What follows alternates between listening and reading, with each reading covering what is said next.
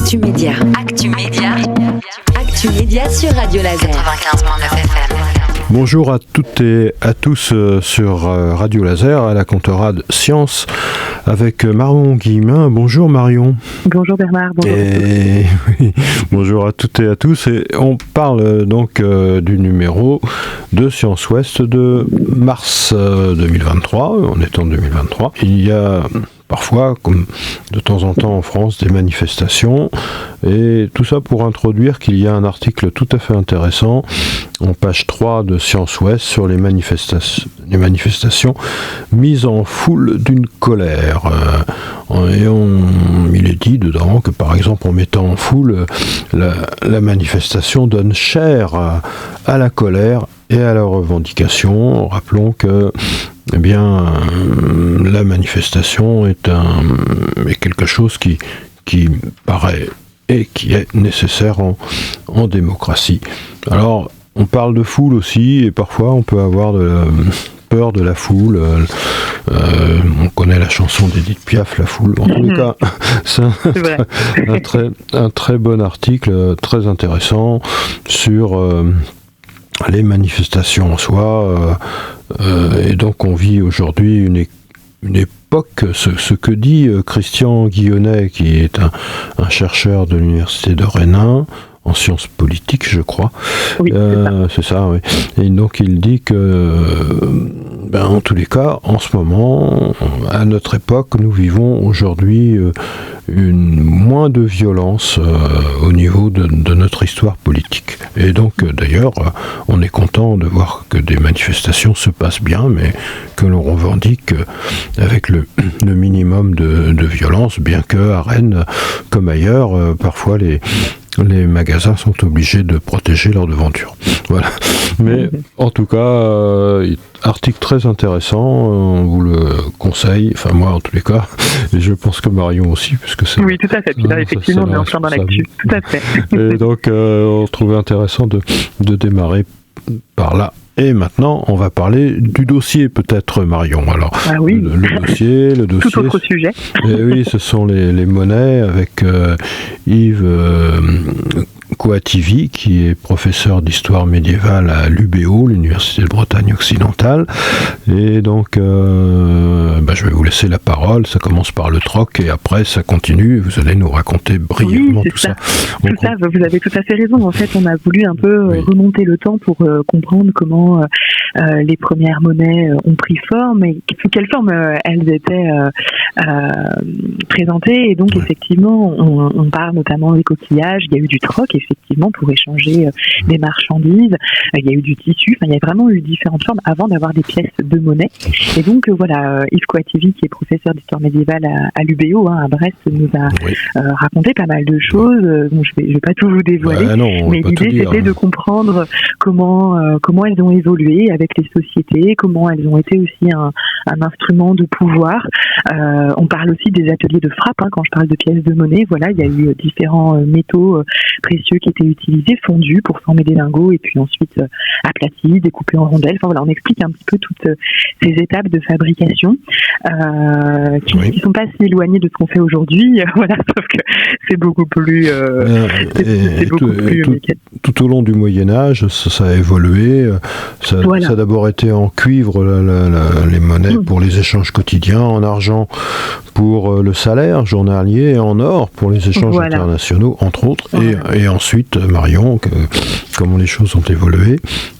Voilà, donc on explique un peu toutes ces petites choses-là, et puis on amène effectivement, et c'est la ligne du dossier, comment la monnaie se dématérialise. En fait, elle s'est dématérialisée déjà avec, je pense notamment la carte bancaire, le chéquier. Enfin voilà, petit à petit, on a de moins en moins de monnaie dans nos porte-monnaies. Mais voilà, on explique tout ça. On a aussi comment les sciences s'intéressent à la monnaie. C'était aussi bien sûr l'objet de notre dossier. Donc on présente la science qui s'appelle la numismatique, qui finalement traite de la description de l'histoire des monnaies. Donc les numismates en fait étudient toutes ces coutumes sur une pièce, de sa composition, à son poids, les inscriptions qui y sont gravées, bien sûr, c'est un peu les premières choses auxquelles on pense. Voilà, pour pouvoir comprendre tout ce que cette rondelle de métal peut raconter. Il y a des très belles photos de pièces de monnaie de moins 100 avant Jésus-Christ, des monnaies d'un peuple gaulois, je crois, c'est ça. Oui. Après, c'est des monnaies de Jean IV de Bretagne. Vous verrez, ça s'est représenté dans Science Ouest. Oui, tout à fait, parce qu'il y a toute une iconographie, en fait, sur les pièces qui reflètent les politiques, les souverains. Enfin, là, il y avait toujours un peu celui qui allait avoir sa petite bouille sur la pièce. Donc, on a voulu aussi. Oui, absolument. Voilà. Il y a évidemment aussi, on a parlé d'Anne de Bretagne, la cadière qu'on connaît au musée de Bretagne. Absolument. Donc voilà, on raconte ces donc on parle aussi des crypto-monnaies, du Bitcoin. Voilà, la monnaie aujourd'hui. Donc on parle des monnaies locales aussi qui sont en pleine mutation avec le numérique. Et puis effectivement, on termine notre dossier sur la crypto-monnaie pour comprendre, déjà expliquer, parce qu'on en parle beaucoup, mais on ne sait pas toujours à quoi ça correspond. Grand public, ça peut être un peu flou, c'est un peu technique, c'est assez compliqué. Donc on a vraiment voulu expliquer le concept et puis les limites en fait qu'elles peuvent avoir ces crypto-monnaies. Et puis une grande question philosophique, je pense qui vous a plu. Voilà, est-ce qu'un monde sans argent est-il possible? Donc là, je vous laisserai découvrir. Là, c'est un bon sujet pour le bac, peut-être. Tout à fait. En philo. Tout à fait. On trouvait que c'était vraiment une question qui est très pertinente. Donc voilà. Donc c'est un dossier un peu différent de ce qu'on peut faire habituellement. C'est un sujet dont on ne parle pas souvent. Et finalement, il y avait beaucoup de choses à dire. C'est important au niveau des échanges, etc. Autre aspect, je crois, le sentiment d'insécurité nocturne. Alors, vous savez, Marion, je viens de voir ça sur mon smartphone, là, que la ville la plus sûre pour les femmes la nuit, entre autres, peut-être aussi le jour, c'est Singapour. C'est Singapour dans le monde, et qu'ensuite en Europe c'est Copenhague et c'est Oslo. Voilà. D'accord. Et bien là, moi je vous emmène à Brest.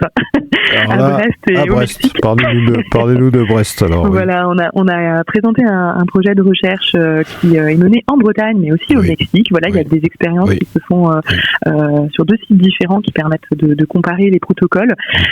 L'idée c'est vraiment de mettre en place un protocole pour pouvoir mesurer le sentiment d'insécurité la nuit pour les femmes qui se déplacent à pied.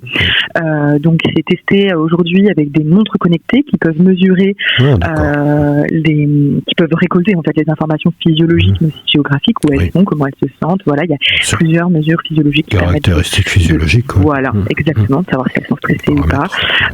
Et puis il y a aussi des entretiens, bien sûr, on ne s'arrête pas à ces mesures-là, des entretiens avec les participantes qui répondent à des questionnaires pour vraiment évaluer leur sentiment d'insécurité la nuit. Et puis voilà, donc de même je ne dévoile pas tout, mais c'est intéressant de découvrir que cette méthodologie-là à Puebla, en fait, au Mexique, ne fonctionne pas trop, parce que voilà, il y a plusieurs choses, voilà, il y a plusieurs paramètres qui rentrent en compte, et donc il faut une connexion internet, par exemple, en permanence, et c'est pas toujours le cas. Donc ça coince un peu au niveau du protocole, donc ils sont en train d'ajuster l'expérience. C'est vraiment intéressant, et finalement de découvrir que ça peut être un objet d'étude. C'est assez fascinant. Voilà. Surtout à l'époque actuelle où on essaye de diminuer la consommation d'énergie, où on éclaire moins, et donc il y a des zones dans des villes qui sont beaucoup moins éclairées qu'avant, et donc ça peut augmenter le sentiment d'insécurité des femmes, mais aussi des hommes ou des enfants. Enfin, alors, en général, on ne laisse pas sortir les enfants à minuit le soir, tu vois. Mais, voilà, donc effectivement, c'est une étude intéressante. Tout à fait. Après, on passe aux émotions tant chez l'homme que chez l'animal, en parallèle, je crois, avec toute une exposition sur le cerveau. Oui, alors on a l'exposition cerveau à l'espace des sciences, mais je voulais plutôt faire le parallèle avec qui est bien sûr à visiter. Je voulais plutôt faire le parallèle avec la semaine du cerveau qui se déroulera la semaine prochaine. La semaine du cerveau. Voilà, il y a toute une programmation assez intéressante. Il y a des événements dans les bars, des conférences. Enfin voilà, il y a des ateliers. Enfin voilà, je laisserai aux auditeurs découvrir sur le site quand internet. Vous pouvez rappeler Alors ça commence, c'est du 14 au 20 mars, voilà, exactement, je l'ai sous les yeux. C'est 14 au 20 mars, donc il y a toute une panoplie d'événements, grand public, bien sûr, où les neuroscientifiques vont à la rencontre du grand public pour présenter des recherches, pour expliquer certains sujets. Et donc nous, on a choisi de parler des émotions, avec un article qui présente le fonctionnement, on parle du circuit de la récompense dans le cerveau humain, mais aussi chez les animaux. Donc on parle de comment ça fonctionne dans notre cerveau quand on ressent ou exprime une émotion. C'est tout un plein de réactions chimiques, en fait, finalement. Oui, ce sont des synapses, des réactions électrochimiques qui se passent. Voilà, et puis notre microbiote intestinal ne peut pas s'empêcher d'intervenir, évidemment, comme d'habitude. Voilà, exactement. Donc c'est vraiment intéressant. Et puis on a aussi donné la parole à des éthologues qui sont du côté de Beaulieu, à l'université de Rennes, qui eux étudient les émotions positives chez l'animal. Donc on parle notamment de la caille, mais c'est très intéressant parce que finalement on n'est pas les seuls à ressentir des émotions. Donc on a voulu un petit peu comparer un petit peu les différentes études qu'on fait, soit chez l'homme ou chez l'animal. Et les éthologues ont des moyens pour visualiser que c'est une émotion positive chez l'animal. C'est ça. Par rapport à son comportement, c'est cela. Voilà, exactement. C'est plutôt des expériences comportementales, tout à fait. D'accord. Voilà. Ok, donc on a fait à peu près le tour. Enfin, on n'a pas fait le... un peu de tour. Il y a bien d'autres articles qui sont aussi très très intéressants. Au niveau des livres, je voulais signaler un livre en fin de numéro sur Rachel Carson. Rachel Carson, ou Rachel Carson, comme on veut, est une des premières écologistes. Elle avait écrit en 1965 un livre qui s'appelait Le printemps silencieux.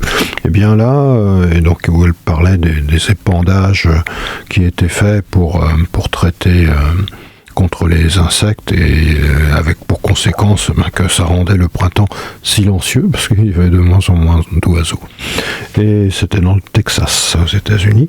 Déjà à cette époque, en 1965. Et donc là, dans Science Ouest, on vous recommande la lecture sur la vie de Rachel Carson, qui a été une des pionnières dans le domaine, et puis bien sûr maintenant d'autres scientifiques, d'autres chercheurs s'intéressent et invectivent en quelque sorte les politiques ou les industriels pour que on ne nuise pas trop, ou pas du tout d'ailleurs, ce serait le mieux, à la nature.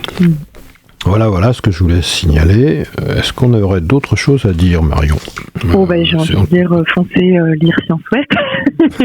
Voilà. Non, il y a un peu de tout dans ce numéro, vraiment. On a ce dossier sur la monnaie qui est assez différent, qui finalement, même lui, brasse plusieurs sujets, plusieurs disciplines. Ce n'est pas un dossier d'économie. Il y a vraiment l'angle historique, mais aussi social, technique. Il y en a vraiment pour tout le monde. Et puis, on a des sujets dans nos actualités qui parlent de santé, d'environnement, d'économie. Il y a plein de choses. Voyage à travers la Bretagne, d'espace aussi. Vous trouverez Science Ouest à l'Espace des Sciences déjà, mais aussi dans d'autres points de vente. Oui, et puis sur notre boutique en ligne, il ne faut pas hésiter à le commander au numéro ou bien à s'abonner directement sur le site de l'Espace des Sciences, sur la boutique. Vous abonnez directement et vous recevrez à domicile les prochains. Science Ouest. Voilà. Merci beaucoup, Marion. Donc on se retrouve le mois prochain pour parler du mois d'avril. Et oui, qui est comme toujours le mois d'avril maintenant de Science Ouest va commencer à être en route, je pense. Pour sa préparation. Sont pas encore tous finis, mais oui, bien sûr. Mais on ne dit rien. Vous saurez ça au début avril. Voilà. Tout à fait. Avec plaisir. Voilà. Au revoir à toutes et à tous. Prenez soin de vous et au revoir Marion. À très très bientôt. Bon courage pour le numéro d'avril. Merci.